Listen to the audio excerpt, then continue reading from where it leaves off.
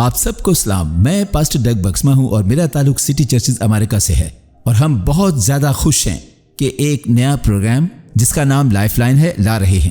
اس programme کی Bible مقدس میں سے بنیادی آیت یوحنا 17 باب 3 آیت ہے، جہاں مرقوم ہے اور ہمیشہ کی زندگی یہ ہے کہ وہ تجھ خدائے واحد اور برحق کو اور یسوع مسیح کو جسے تو نے بھیجا ہے جانے.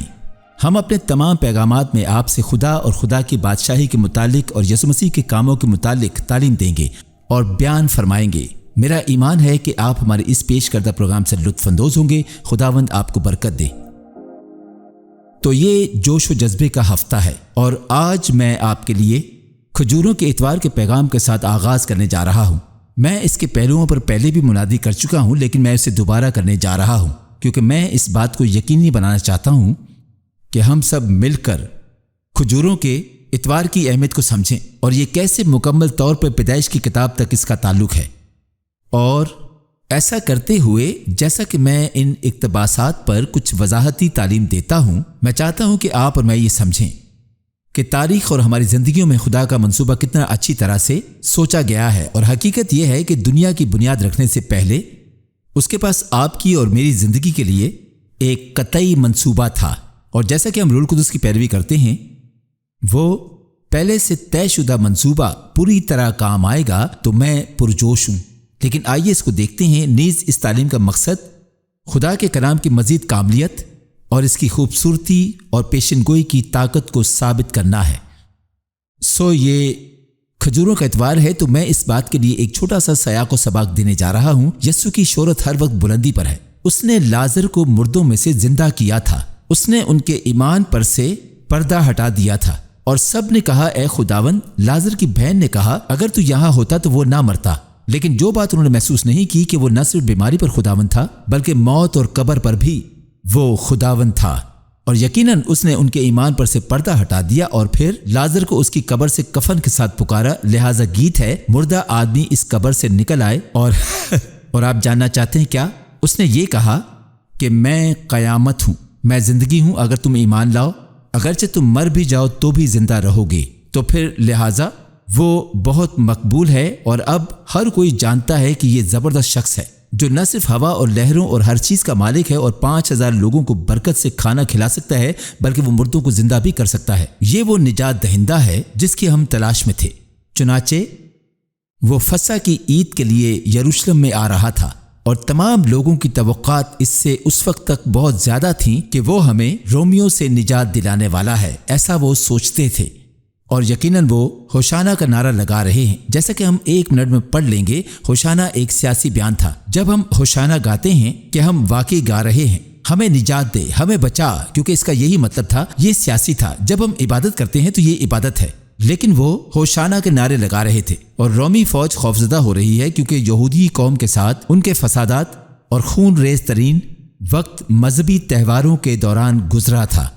لہٰذا ہر کوئی شامل ہونے کو ہے، اور مذہبی رہنما بھی شامل ہونے کو ہیں، اور وہ خوف زدہ ہیں کیونکہ کوئی بھی ہیکل اور ان کی طرف اور کتاب اور توریت پر ان کی تمام تعلیمات پر توجہ نہیں دے رہا ہے. یہ سب یسو یسو یسو یسو کرتے خوف زدہ ہو رہے ہیں، اور وہ روحانی اہمیت سے ناواقف تھے. سنیں انہوں نے کیا کہا، یہ ثابت کرتے ہوئے کہ یسوع کے بغیر دین کتنا مردہ سا ہے. یوحنا 12 باب کی 19 آیت. پس فریسیوں نے آپس میں کہا سوچو تو تم سے کچھ نہیں بن پڑتا. دیکھو جہاں اس کا پیروکار ہو چلا. آپ کو پرجوش ہونا چاہیے جب پوری دنیا یسوع کے پیچھے ہو لی. انہوں نے اسے نہیں دیکھا. یوحنا 11 باب 47 آیت. پس سردار کاہنوں اور فریسیوں نے صدر عدالت کے لوگوں کو جمع کر کے کہا ہم کرتے کیا ہیں؟ یہ آدمی تو بہت معجزے دکھاتا ہے، ایسا لگتا ہے وہ حقیقی سودا کرتا ہے. اور یوحنا 11 باب کی 48ویں آیت فرماتی ہے اگر ہم اسے یوں ہی چھوڑ دیں تو سب اس پر ایمان لے آئیں گے، اور رومی آ کر ہماری جگہ، ہمارے مذہبی ڈھانچے اور قوم دونوں پر قبضہ کر لیں گے. تو اس وقت سردار کاہن نے کہا تم نہیں جانتے کہ تم کیا کہہ رہے ہو؟ کیا تم نہیں سمجھتے کہ ہمارے لیے اس سے بہتر ہے کہ ایک آدمی تمام لوگوں کے لیے قربان ہو بجائے اس کے کہ پوری قوم تباہ ہو جائے؟ یہ اتنا طاقتور بیان ہے، ذرا سنیں. اس نے اس وقت ایک سردار کاہن کی حیثیت سے یہ بات خود سے نہیں کہی تھی، اسے نبوت کی طرف لے جایا جا رہا تھا. وہ روحانی اہمیت سے ناواقف تھا، لیکن روح القدس تب بھی اسے استعمال کر رہا تھا. وہ نبوت کرتے ہوئے کہتا ہے کہ یسوع قوم کے واسطے مرے گا، اور نہ صرف اس قوم کے واسطے بلکہ اس واسطے بھی کہ خدا کے پراگندہ فرزندوں کو جمع کر کے ایک کر دے۔ سو ہم یہ دیکھتے ہیں سب شامل ہونے کو تھے، لوگ منتظر تھے اور رومی خوفزدہ تھے، مذہبی رہنما بوکھلاہٹ کا شکار تھے۔ ویسے یہ ایک معجزہ تھا اور یسوع کی طاقت کا مکمل مظہر تھا جس نے اسے مار ڈالا۔ دلچسپ ہے۔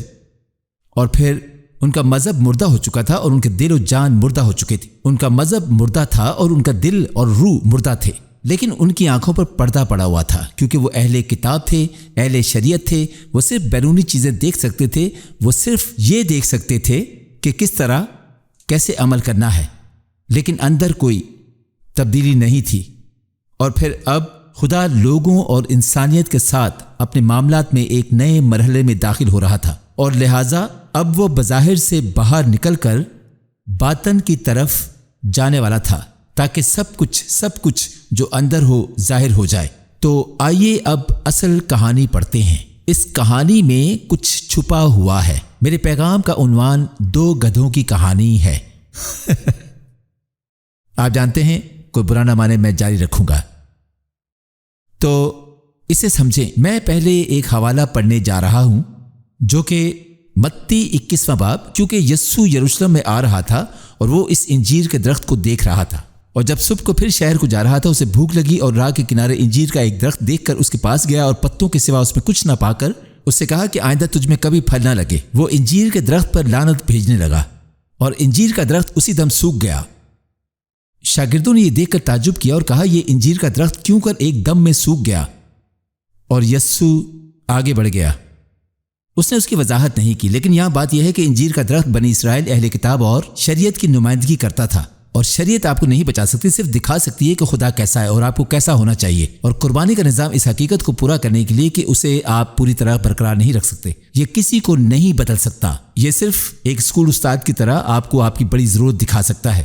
اس نے اسرائیل کو کوئی روحانی پھل لاتے ہوئے دیکھا۔ پوری قوم روحانی طور پر مر چکی تھی۔ ایک نئے اقدام کا وقت تھا، باطن اور ظاہر کے لیے فضل کا اقدام کا وقت تھا۔ لہٰذا اس نے انجیر کے درخت پر لعنت بھیجی کیونکہ یہ پھل نہیں دیتا تھا، اور یہ اس وقت اسرائیل اور ان کی آنکھوں پر پڑے پردے کی علامت تھا۔ مرکز 11ویں باب کی پہلی تا 10ویں آیات، جب وہ یروشلم کے نزدیک زیتون کے پہاڑ پر بیت فگے، جس کا مطلب انجیر کا شہر ہے اور بیتنیہ کے پاس آئے تو اس نے اپنے شاگردوں میں سے 2 کو بھیجا اور ان سے کہا کہ اپنے سامنے کے گاؤں میں جاؤ اور اس میں داخل ہوتے ہی ایک گدھی کا بچہ بندھا ہوا تمہیں ملے گا جس پر کوئی آدمی اب تک سوار نہیں ہوا، اسے کھول لاؤ، اور اگر کوئی تم سے کہے کہ تم یہ کیوں کرتے ہو تو کہنا کہ خداوند کو اس کی ضرورت ہے، وہ فی الفور اسے یہاں بھیج دے گا۔ اس نے یہ فرمایا۔ پس وہ گئے اور بچے کو دروازہ کے نزدیک باہر چوک میں بندھا ہوا پایا، مگر جو لوگ وہاں کھڑے تھے ان میں سے بعض نے ان سے کہا یہ کیا کرتے ہو کہ گدھی کا بچہ کھولتے ہو؟ انہوں نے جیسے یسوع نے کہا تھا ویسا ہی ان سے کہہ دیا اور انہوں نے ان کو جانے دیا۔ پس وہ گدھی کے بچے کو یسوع کے پاس لائے اور اپنے کپڑے اس پر ڈال دیے، اور وہ اس پہ سوار ہو گیا، اور بہت لوگوں نے اپنے کپڑے راہ میں بچھا دیے اور انہیں کھیتوں میں سے ڈالیاں کاٹ کے پھیلا دی، اور وہ شہر میں داخل ہوئے اور لوگ پکار پکار کر کہتے جاتے تھے ہوشانا۔ میں مزید تفصیل سے کہانی سنانے جا رہا ہوں، لیکن میں تیزی سے آگے بڑھ رہا ہوں کیونکہ ایک اور حوالہ ہے۔ کھجوروں کے اتوار کی فتح یاب داخلے کی اس کہانی میں مجھے یہ احساس نہیں تھا ایک گدھا نہیں بلکہ 2 تھے۔ مرکز نے صرف ایک گدھی کے بچے کا ذکر کیا، لیکن متی نے وہ آپ کو ڈائریکٹر کی مانند کٹ دیتا ہے، درجہ بندی نہیں، سب کچھ وہاں ہے، کچھ نہیں کٹا۔ اس نے ایسا کیوں کیا؟ کیونکہ متی بنیادی طور پر انجیل میں اول ہے۔ ہر انجیل مختلف لوگوں کے گروہ سے خطاب کرتی ہے اور مختلف زاویے سے آتی ہے، لیکن متی اس کی انجیل بنیادی طور پر یہودیوں کے لیے لکھی گئی تھی، اور یہودی اس کتاب کو جانتے تھے، وہ پیشن گوئیوں کو جانتے تھے، وہ پیدائش، خروج، اعبار، گنتی اور استثناء کو جانتے تھے، اور زیادہ تر بچے بہت ذہین تھے، اور وہ تقریباً 5 کتابوں کو خود ہی حفظ کر سکتے تھے۔ تو وہ وہی کہانی سناتا ہے، لیکن اس میں 2 گدھے شامل ہیں، ایک اور گدھا جس کے بارے میں مرکز نے بات نہیں کی۔ آئیے اس حساب سے پڑھتے ہیں، اور آئیے متی 21 باب کی پہلی تا 9ویں آیت، اور جب وہ یروشلم کے نزدیک پہنچے اور زیتون کے پہاڑ پر بیت فگے کے پاس آئے جو کہ انجیر کا شہر تھا اور جہاں انجیر والا واقعہ ہوا تھا، تو یسوع نے 2 شاگردوں کو یہ کہہ کر بھیجا کہ اپنے سامنے کے گاؤں میں جاؤ، وہاں پہنچتے ہی ایک گدھی بندھی ہوئی اور اس کے ساتھ ایک بچہ پاؤ گے۔ میں اس بات کو سالوں سے نہیں جانتا تھا، انہیں کھول کر میرے پاس لے آؤ، اور اگر کوئی تم سے کچھ کہے تو کہنا کہ خداوند کو ان کی ضرورت ہے، وہ فی الفور انہیں بھیج دے گا، یہ اس لیے ہوا کہ جو نبی کی معرفت کہا گیا تھا وہ پورا ہو کہ سیون کی بیٹی سے کہو کہ دیکھ تیرا بادشاہ تیرے پاس آتا ہے، وہ حلیم ہے اور گدھے پر سوار ہے، بلکہ لادو کے بچے پر۔ پس شاگردوں نے جا کر جیسا یسوع نے ان کو حکم دیا تھا ویسا ہی کیا، اور گدھی اور بچے کو لا کر اپنے کپڑے ان پر ڈالے اور وہ ان پر بیٹھ گیا۔ اور بھیڑ میں کے اکثر لوگوں نے اپنے کپڑے راستہ میں بچھائے، اور اوروں نے درختوں سے ڈالیاں کاٹ کر راہ میں پھیلائیں، اور بھیڑ جو اس کے آگے آگے جاتی اور پیچھے پیچھے چلی آتی تھی پکار پکار کر کہتی تھی، ابن داؤد کو ہوشانا، مبارک ہے وہ جو خداوند کے نام سے آتا ہے۔ تو کہانی میں ایک نہیں 2 گدھے ہیں، اور جب یسوع گدھوں پر سوار ہو رہا تھا، لوگ بعض ترجمے میں کہتے ہیں کہ انہوں نے ان کے لیے کپڑے لیے اور انہیں گدھے پر ڈال دیا، اور یسوع ان پر بیٹھ گیا، اور پھر انہوں نے اور کپڑے سڑک پر بچھائے اور وہ ان پر سوار ہو گئے۔ اب یہ واقعی بہت اچھا لگتا ہے۔ اب دیکھنا یہ ہے کہ ان دونوں گدھوں کی کیا اہمیت ہے۔ خیر، کہا جاتا ہے، ذرا اسے سمجھیں، ان 2 گدھوں کا ذکر پیدائش کی کتاب میں 1500 سال پہلے کیا گیا تھا۔ وہ اس لمحے کے بارے میں بات کرتا ہے، اسے سنیں۔ اور یعقوب بستر مرگ پر تھا، اور وہ اپنے تمام بیٹوں کے مستقبل کے بارے میں، ان کو ملنے والی برکات کے بارے میں پیشن گوئی کر رہا تھا، اور سب نے سوچا کہ بڑی نعمتیں یوسف کے پاس جانے والی ہیں، جو کہ یعقوب کا پسندیدہ بیٹا تھا، اور جسے فرعون کے علاوہ دنیا کے سب سے اونچے مقام پر بٹھایا گیا، اور بنیامین کو جو پرانے عہد نامے کے کلیسیا کی ایک قسم تھا، جو کہ یعقوب اور راخل کی محبت کے 2 بیٹے تھے، اور اس لیے انہوں نے سوچا یہ ان کو ملنے والی ہے، مگر برکت ان کے حصے میں نہیں آئی، وہ ان کے حصے میں نہیں آئی۔ زیادہ تر ان کے حصے میں ہر ایک کو کسی نہ کسی قسم کی دعا یا برکت ملی، لیکن پھر یہودا کی باری آتی ہے۔ جب یعقوب اپنے تمام 12 بیٹوں کو برکت دیتے ہوئے یہودا پر آتا ہے، اب یہودا خوف زدہ ہو گیا تھا، کیونکہ یہودا ان سب میں سب سے برا تھا۔ وہ ایک بگڑا ہوا، مکار، بد اخلاق، بے ایمان، برا آدمی تھا۔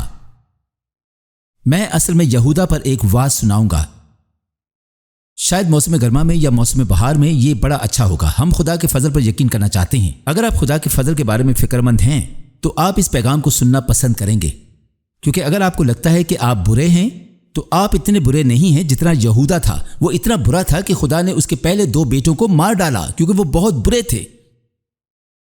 میں صرف یہودا کے بارے میں بات کرنے جا رہا ہوں، لیکن آخرکار خدا کے معاملات اور حالات کے ذریعے یہودا کا دل بدل گیا۔ اس نے اپنی غلطیوں اور خطاؤں کا اعتراف کیا اور اپنے والد اور اپنے بھائیوں سے معافی مانگی، لیکن پھر بھی وہ ایک شریر آدمی تھا، اور جب برکت کا وقت آیا تو اس نے سوچا بھی نہیں تھا کہ اسے کچھ ملے گا۔ در حقیقت جب اس کی باری آئی تو وہ بوکھلا رہا تھا، وہ اس کی جانب قدم بڑھانے اور اس پر ہاتھ رکھنے سے ڈرتا تھا، اور اس طرح وہ آگے بڑھتا ہے۔ آپ یہودا کو دیکھ سکتے ہیں، اب اس کی باری تھی۔ وہ ہر اس گھٹیا کام کو جانتا تھا جو اس نے کبھی نہ کیا ہوگا، اور وہ اپنے والد کی طرف بڑھتا ہے اور اس کا والد اس پر ہاتھ رکھتا ہے اور اس کی ایک حیرت انگیز بات سے حیران رہ جاتا ہے۔ وہ کہتا ہے، اے میرے یہودا، پیدائش کی کتاب اس کا 49واں باب، تیرے بھائی تیری مدح سرائی کریں گے، تیرا ہاتھ تیرے دشمنوں کی گردن پر ہوگا، تیرے باپ کی اولاد تیرے آگے سرنگوں ہوگی، یہودا سے سلطنت نہیں چھوٹے گی اور نہ اس کی نسل سے حکومت کا اعصاب موقوف ہوگا جب تک شیلو نہ آئے۔ شیلو کا مطلب ہے وہ جس کا حق ہے وہ حکومت کرتا ہے، اور قومیں اس کی مطیع ہوں گی۔ وہ اپنا جوان گدھا انگور کے درخت سے اور اپنی گدھی کا بچہ اعلیٰ درجہ کے انگور کے درخت سے باندھا کرے گا، اور وہ اپنا لباس مے میں اور اپنی پوشاک آب انگور میں دھویا کرے گا۔ 1500 سال پہلے سب سے کم حقدار بوسیدہ شخص پر لعنت کی بجائے برکت کی پیش گوئی ہو جاتی ہے۔ وہ کہتا ہے، بادشاہی سلسلہ جو تاریخ سے چلے گا، یہودا تم سے چلے گا۔ مسیح یسوع شیلو، وہ جس کی حکمرانی کا حق ہے، وہ تجھ میں سے نکلے گا۔ اور خدا کا فضل ہمارے لیے کیا کچھ کر سکتا ہے؟ آمین۔ یہ ہمارے لیے کیا کر سکتا ہے؟ اور پھر وہ کہتا ہے، اور قومیں اس کی مطیع ہوں گی۔ یہ یسوع ہے جو قوموں پر حکومت کر رہا ہے۔ اور وہ کہتا ہے کہ وہ اپنا جوان گدھا انگور کے درخت سے اور اپنی گدھی کا بچہ اعلیٰ درجہ کے انگور کے درخت سے باندھا کرے گا۔ تو یہ ایک عظیم بات ہے۔ 2 گدھوں کی کیا اہمیت ہے، میں اسے سمجھا دیتا ہوں۔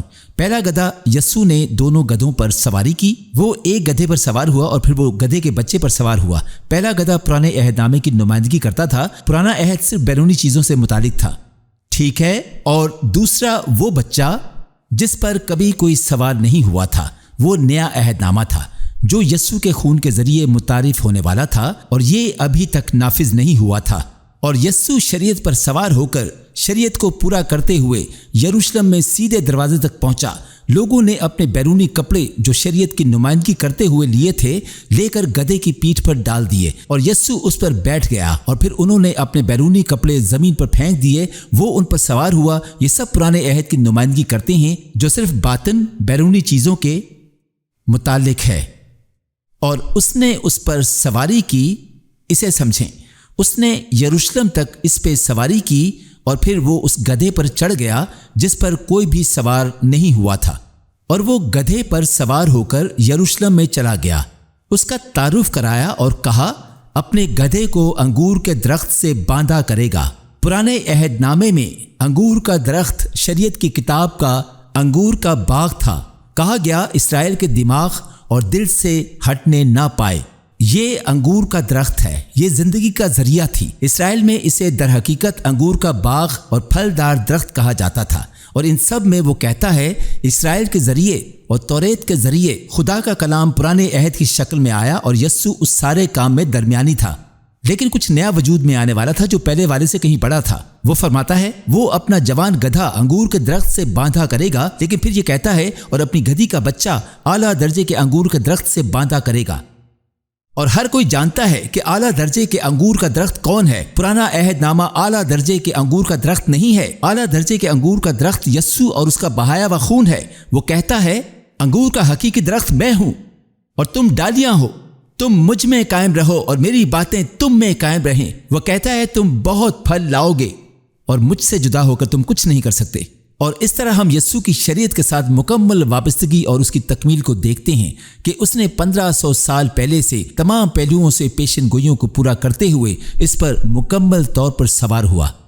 لیکن پھر وہ ایک گدھے کے اوپر سوار ہوا اور اس نے نیا عہد متعارف کروایا جو کہ اعلیٰ درجے کے انگور کا درخت تھا۔ اور اسے دیکھیں یہاں تک کہ انگوروں کے خون میں اس کے کپڑوں میں شریک ہونے کے بارے میں بات کرتا ہے، جسے ہم اس ہفتے جمعے کی رات کو پاک شاکت میں شامل ہو کر منانے جا رہے ہیں۔ تو میں صرف اپنی کہانی پر واپس جانا چاہتا ہوں۔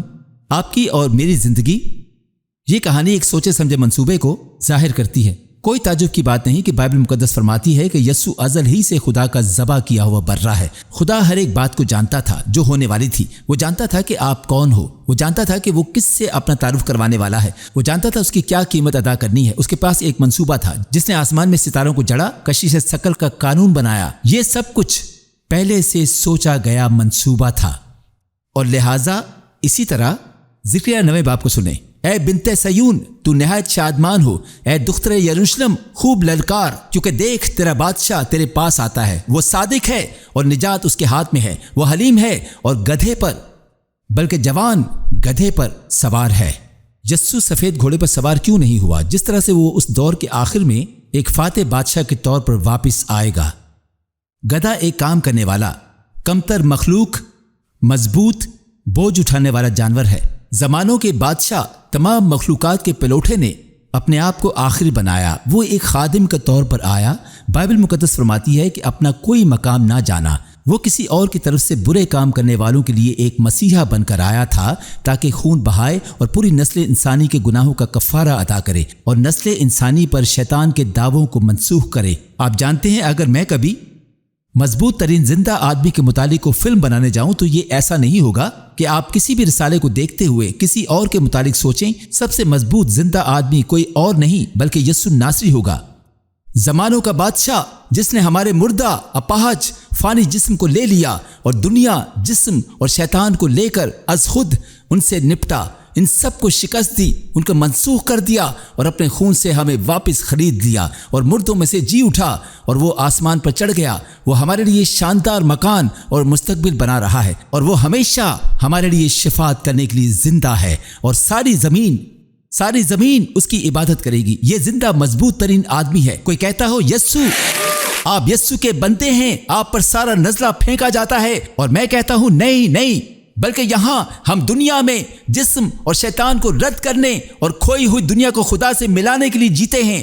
خدا کے لوگ بڑا مشکل کام کرتے ہیں، وہ مشکل ہیں، اور بائبل مقدس فرماتی ہے خدا کی بادشاہی پر زور ہوتا آیا ہے اور زور آور اسے چھین لیتے ہیں۔ یہ کسی کو گولی مارنے یا کسی کو مار دینے کی بات نہیں کر رہا ہے، یہ اس جسمانی جسم پر غلبہ حاصل کرنے اور اسے وہ کرنے کے بارے میں بات کر رہا ہے جو خدا اس سے کروانا چاہتا ہے، کیونکہ روح القدس اس میں ایک نئے دماغ کے ساتھ رہتا ہے اور پھر اس زندگی کے تمام مراحل سے گزرتا ہے اور ہر چیز پر قابو پا جاتا ہے تاکہ ہم آنے والے وقت میں اس کے ساتھ حکومت اور بادشاہی کر سکیں۔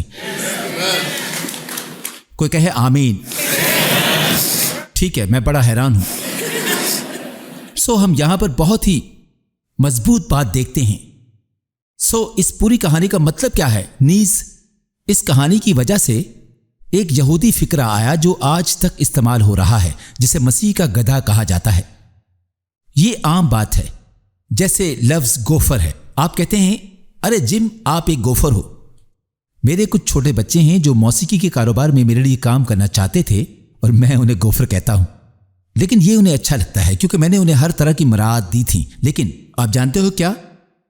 مسیحا کا گدھا یہ کسی ایسے شخص کی بات کرتا ہے جو کہ کسی اور کے لیے کمتر کام کرتا ہے، اور یہی کچھ یسوع کر رہا تھا۔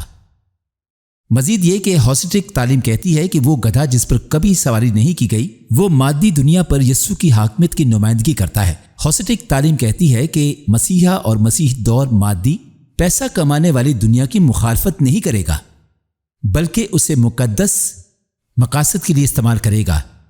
اسی لیے ہم اپنا فنڈ لیتے ہیں اور ہم تیسری دنیا کے ممالک اور میانمار کے مراکز میں اسکول بناتے ہیں اور ہم لوگوں کو بچاتے ہیں، ہم لوگوں کو منتقل کرتے ہیں، پوری دنیا میں خوشخبری کے ساتھ لوگوں تک پہنچیں گے۔ مجھے ابھی پاکستان میں ایک خاندان کی ایک ویڈیو ملی ہے جو ایک چھوٹے سے ٹی وی کی جانب بڑے ہی دھیان کے ساتھ مجھے منادی کرتے ہوئے دیکھ رہے تھے، اور آپ نے اس کی قیمت ادا کی۔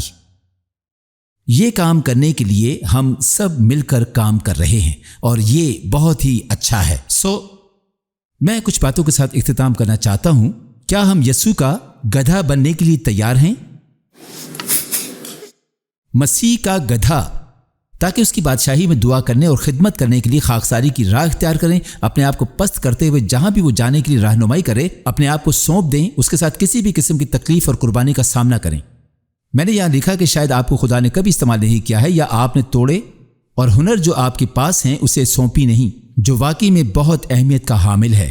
میں صرف آپ کو چیلنج کرنا چاہتا ہوں، اگر آپ خدا کے ساتھ چلنے والے نہیں ہیں تو خدا کے ساتھ چلیں اور اپنی تمام صلاحیتیں، اپنے تمام اثاثے اس کے لیے وقف کریں۔ اگر آپ نئے سرے سے پیدا ہوئے مسیحی ہیں اور خدا کی خدمت کرنے والے ہیں، میں صرف چاہتا ہوں کہ ان آخری تاریک ایام میں اپنے ہر کام کا جائزہ لیں جو ہم کر رہے ہیں، اور دگنی رفتار سے کریں، اپنی ترجیحات کو تبدیل کریں، اور یقینی طور پر ہمارے پاس جو کچھ ہے انہیں ہم پوری طرح سے اس کی بادشاہی میں کام میں لائیں، کیونکہ بادشاہ بہت جلد واپس آنے والا ہے اور وہ اس بار گدھے پر سوار نہیں ہوگا۔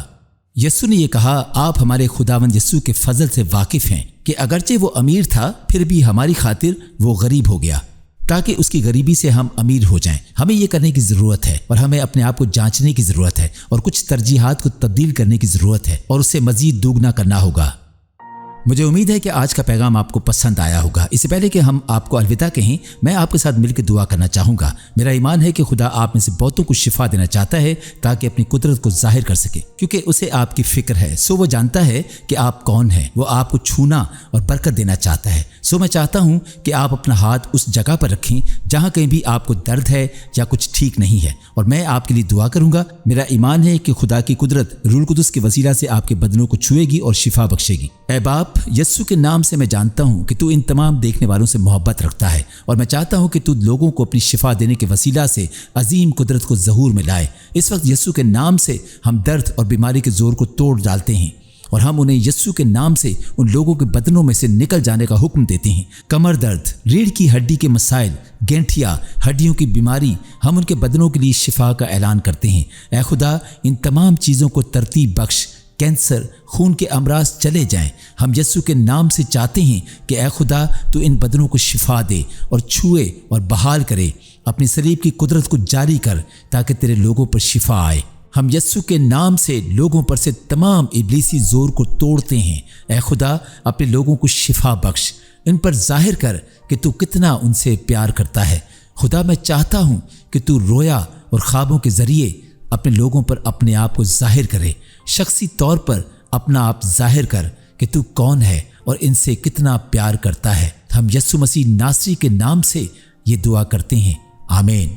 आज अगर आप ये ईमान रखते हैं कि यस्सु खुदा का बेटा है और यस्सु के पैरोकार बनना चाहते हैं, तो मैं चाहता हूं कि मेरे साथ मिलकर ये सादा सी दुआ करें। ये दुआ आपकी ज़िंदगी में एक बड़ा बदलाव और अजीम निजात को लाएगी, जिससे कि आपके मुस्तकबिल पर और अबदी मंजिल पर भी असरअंदाज होगी। और अगर आप रूह कुदस की इन बातों पर ईमान रखते हैं कि आपको बदलाव की ज़रूरत है, तो इस दुआ को मेरे साथ करें, जो कि आपकी ज़िंदगी में निजात के दरवाज़ों को खोल देगी। इस दुआ को मेरे पीछे दोहराएं।